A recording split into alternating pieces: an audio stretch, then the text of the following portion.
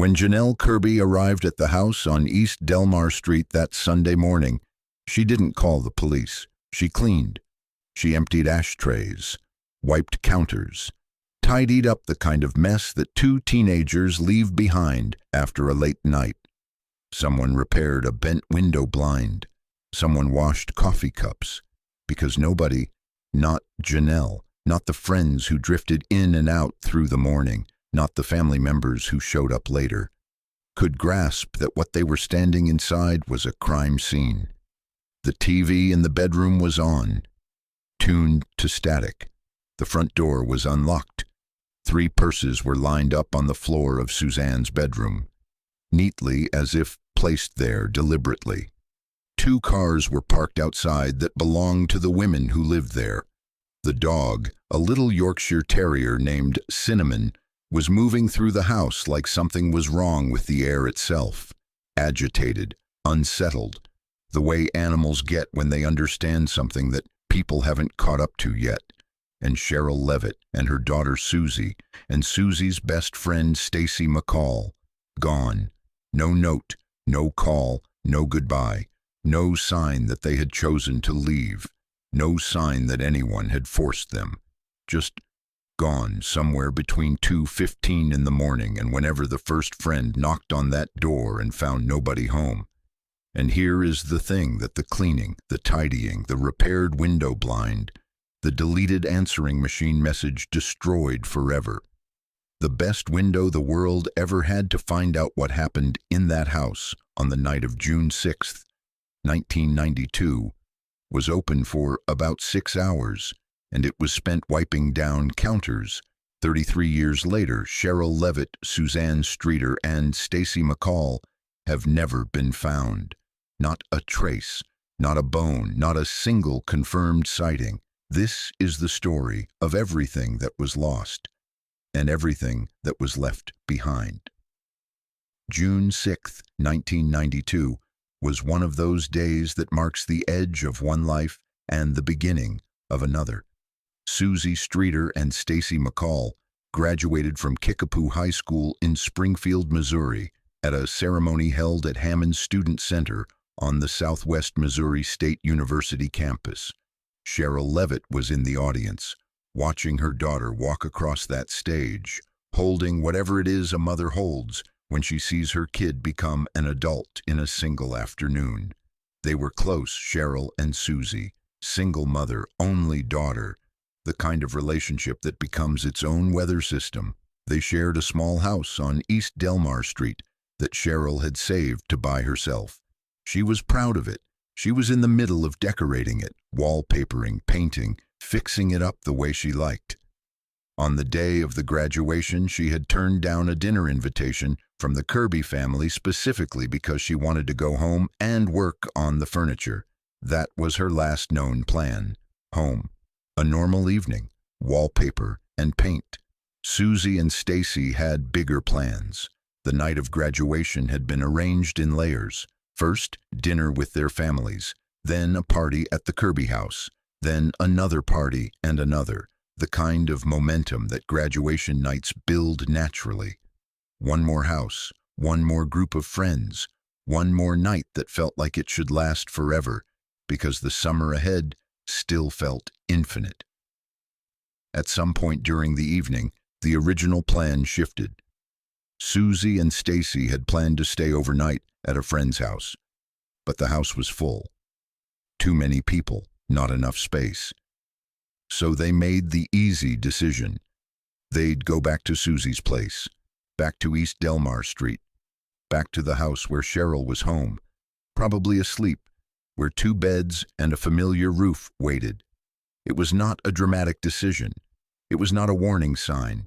It was 2 teenagers choosing the comfortable option at 2 in the morning after a long, celebratory day. The FBI places their last confirmed sighting at approximately 2:15 a.m., leaving the final graduation party. They were heading to 1717 East Delmar Street.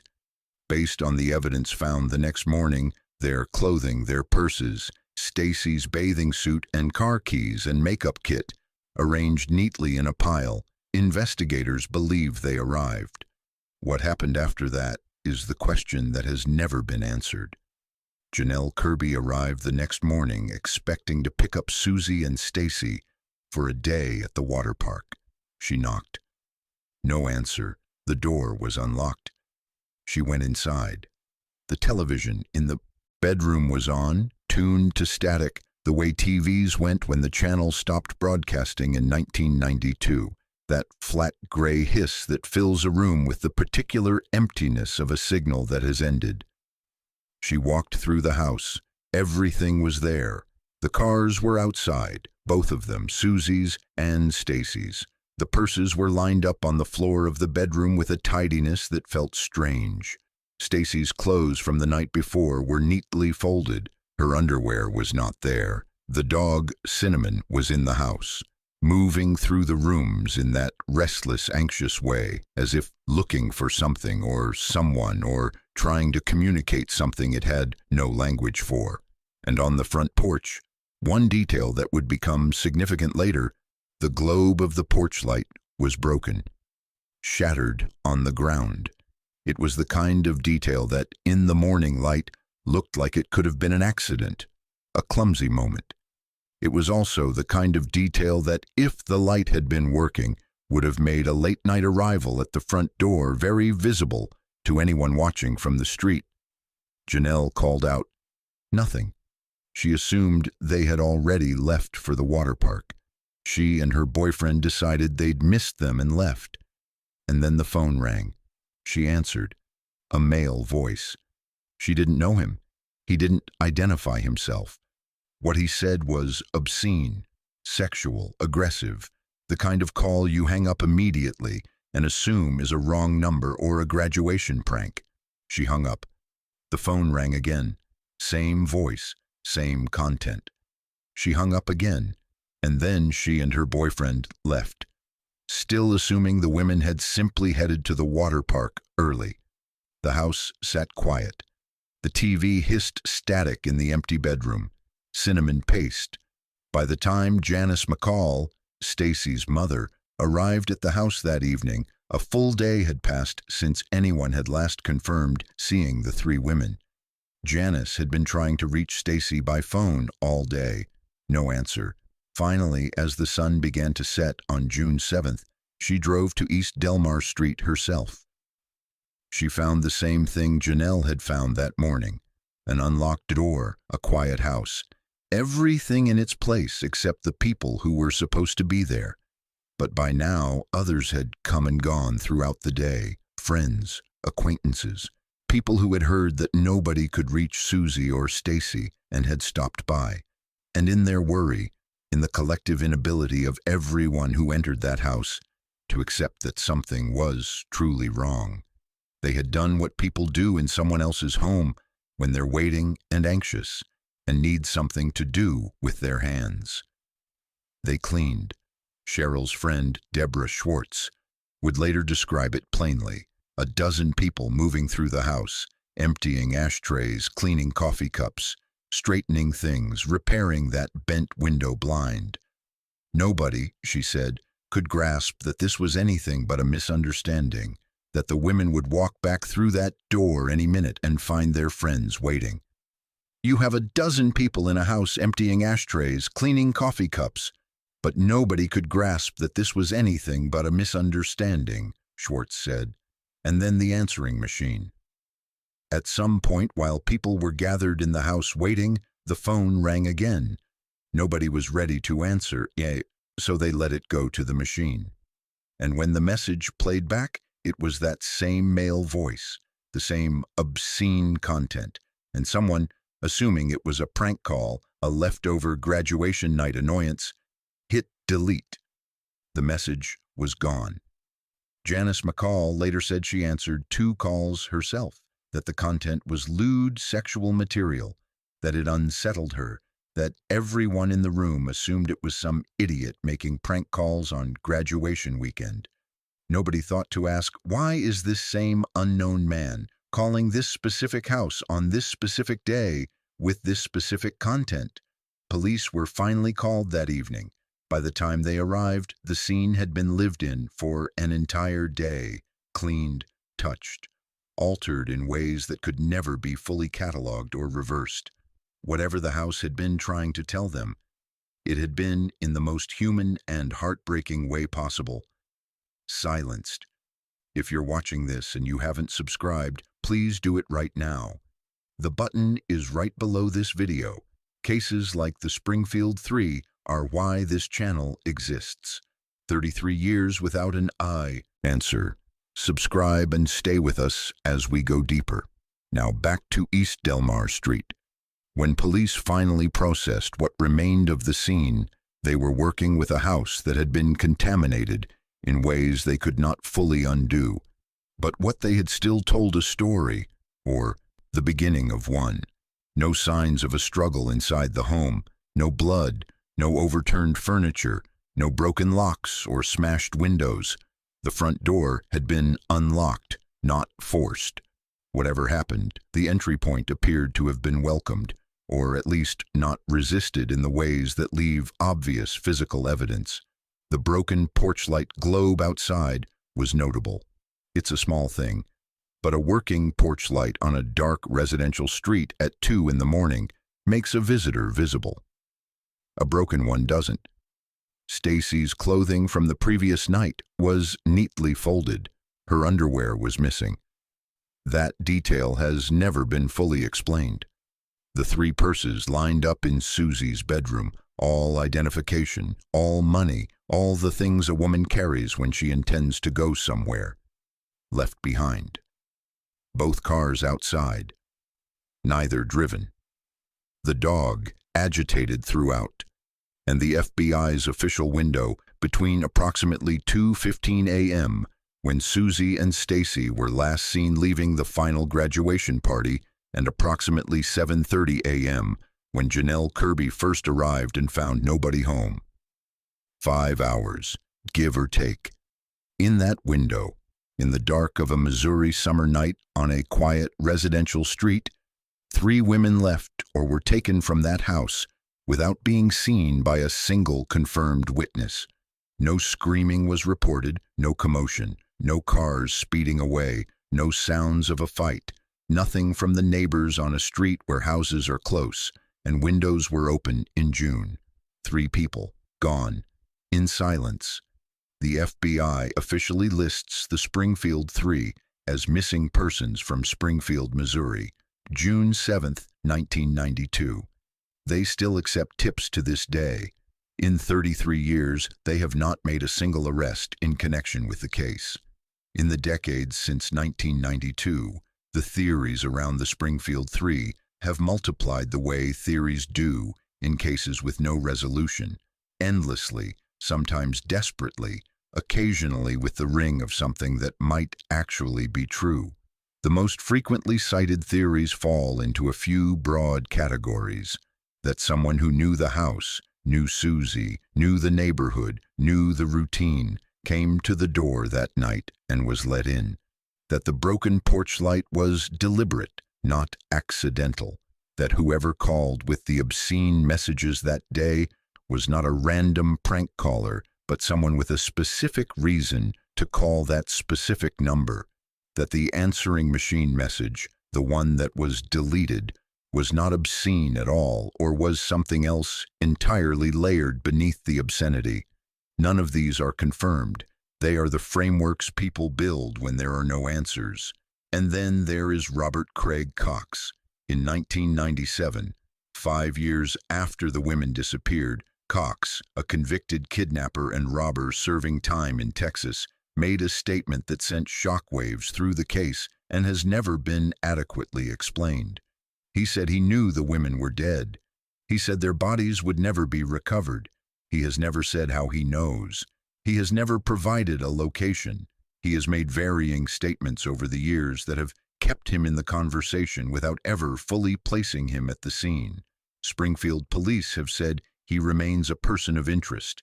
They have also said that no concrete evidence has materialized, and that he has never been ruled out, but that he has never provided anything actionable either. He's made different statements that, of course, keeps him as a person of interest. A Springfield police sergeant said, but never has made any true statements to point us in one direction or another. He has never been charged in connection with the case. Other names have circulated. Suzie's former boyfriend, a man she had broken up with before the disappearance, someone described as having a troubled background, has been discussed in online communities for years. He has never been officially named as a suspect. Former acquaintances, theories about construction sites near the house where concrete was poured in the days after the disappearance, none of it leading to an arrest, none of it confirmed. The case, in this way, has become its own ecosystem, a living, breathing repository of leads that went nowhere and theories that couldn't be proven. Here is the question that serious investigators and serious students of this case keep returning to, not the who, but the how. How do three people leave a house in the middle of the night without evidence of a struggle? The answer most often proposed: they were taken by someone they trusted enough, or feared enough, not to fight. Someone who could stand in a doorway at 2 or 3 in the morning and, through authority or familiarity or threat, compel 3 women to comply. Or someone who came prepared in a way that made resistance impossible before it began. But here's the detail that doesn't get examined enough. Sherrill Levitt was already home when Suzie and Stacy arrived. She had been there since the evening. According to the Kirby family, Sherrill knew where her daughter was. She knew to call the Kirby house if she needed to reach Suzie. Their phone, Kathy Kirby later said, did not ring once that evening, meaning Sherrill did not call anyone in distress. She did not reach out. Either nothing had happened to her yet when Suzie and Stacy arrived, and all 3 were taken together, or something had already happened to Sherrill before her daughter got home, and whoever was responsible was still there when the 2 teenagers walked through the door. That second possibility is the one investigators have never fully closed the door on. And there is one more detail. Suzie's car, her car, was not in the carport when Janelle arrived in the morning. It was parked on the street. One investigator noted that someone else may have been parked in Suzie's usual spot when she and Stacy arrived home that night. A car belonging to someone who was already there, someone who had already been inside. If that is true, then when Suzie and Stacy pulled up to the house at 2:15 in the morning, something was already wrong inside, and they didn't know it yet. Janice McCall, Stacy's mother, has spent over 3 decades living with the particular cruelty of a disappearance without a body. No funeral, no grave, no moment of formal goodbye, just an absence that has no legal end, no emotional resolution, no point at which a family is permitted to say, "It is over now." She said in an interview years after the disappearance, "I didn't want to call 911 because that would be an emergency and I thought they were going to come back any minute." That sentence contains everything. The human instinct to wait, to assume the most benign explanation, to not make something real by naming it an emergency, and the devastating cost of that instinct in a case where the window between arrival and disappearance may have been 5 hours. Sherrill Levitt would have been 81 years old today. Suzie Streeter would be 52. Stacy McCall would be 51. The FBI still accepts tips on the Springfield Three. The number is 1-800-CALL-FBI. The case has never been closed. The women have never been found. A house on East Delmar Street still stands in Springfield, Missouri. Different residents live there now. Different curtains, different cars in the driveway, different lives conducted inside those walls. But the question the house couldn't answer in 1992, the question that a contaminated scene, a deleted message, a broken porch light, and 33 years of silence have never resolved, remains exactly where it was on the morning of June 7, 1992. What happened in those 5 hours? What convinced or forced 3 women to leave without their purses, without their cars, without their dog, without a phone call to anyone who loved them. And why, in 33 years, has no one been made to answer for it? The FBI case remains open. Tips can be submitted to the FBI's VICAP program or by calling 1-800-CALL-FBI. The Springfield Police Department has never stopped working this case. If you know anything at all, about the disappearance of Sherrill Levitt, Suzanne Streeter, or Stacy McCall, you are asked to come forward, anonymously if necessary. The tip line exists for exactly that reason. Subscribe if you haven't already. The button is below this video. 33 years is a long time to go without an answer. We will be here when that changes. Sherrill, Suzie, Stacy, 3 women who left a house and never came home. The house was still there the next morning. Their cars were still there. Their purses were still there. Their dog was still there. They weren't. And nobody has ever explained why.